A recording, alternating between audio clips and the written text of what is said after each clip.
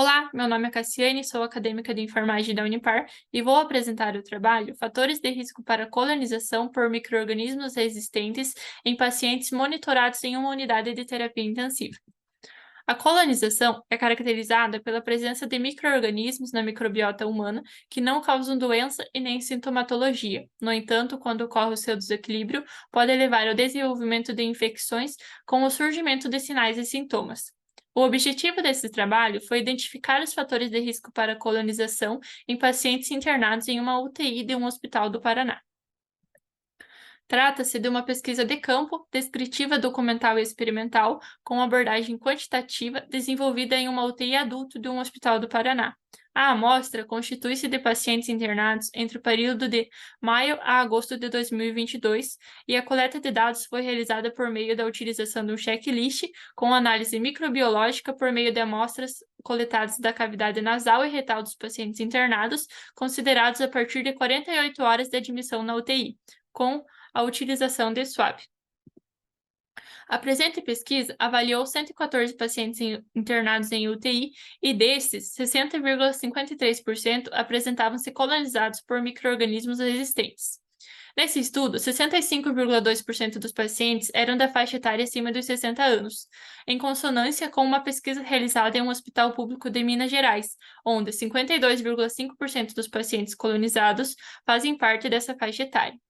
Esse dado pode ser justificado devido à maior presença de comorbidades nessa faixa etária, junto à diminuição dos mecanismos de defesa contra patógenos. Nesse estudo, 58% dos indivíduos colonizados eram do sexo masculino, em consonância com o estudo realizado em um hospital de Goiás, onde 51,87% dos pacientes colonizados eram deste mesmo sexo. Isso pode ser justificado devido à maior incidência de admissão de pacientes do sexo masculinos na UTI, devido à busca tardia pelos serviços de saúde quando já possuem uma doença instalada, junto à prática de automedicação, com a realização de tratamentos prescritos de forma inadequada ou interrompidos de forma precoce. Identificou-se ainda que 85,5% dos pacientes colonizados apresentavam uma ou mais comorbidades prévias. Este achado está de acordo com dados encontrados em uma pesquisa realizada em um hospital do sul do Brasil, onde 70% dos pacientes colonizados eram portadores de doença de base. A presença de comorbidades prévia à internação na UTI é um fator de risco que favorece a colonização devido à fragilidade do sistema imunológico, junto ao aumento das internações e aumento da necessidade de intervenções que aumentam a complexidade do quadro clínico. Nesse estudo, dentre os pacientes colonizados, 92,8% permaneceu mais de uma semana hospitalizado no setor. Dados semelhantes foram encontrados em uma pesquisa realizada no Amazonas, que identificou que 82,4% dos pacientes estavam hospitalizados naquele setor por um período superior a 7 dias. O tempo de hospitalização em setor crítico favorece a colonização devido à maior exposição a procedimentos invasivos que aumentam a sobrevida do paciente, mas que, consequentemente, elevam as chances de infecção por micro-organismos multiresistentes.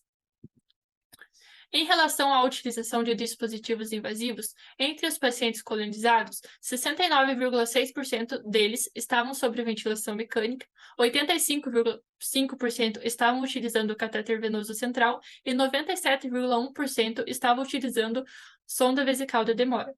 Dados semelhantes foram encontrados em uma pesquisa realizada em um hospital universitário, que identificou que, entre os pacientes colonizados, todos fizeram uso de algum dispositivo invasivo, dos quais 94,55% fizeram utilização de ventilação mecânica, seguido de 92,73% de catéter venoso central e 92,73% de sondagem vesical de demora.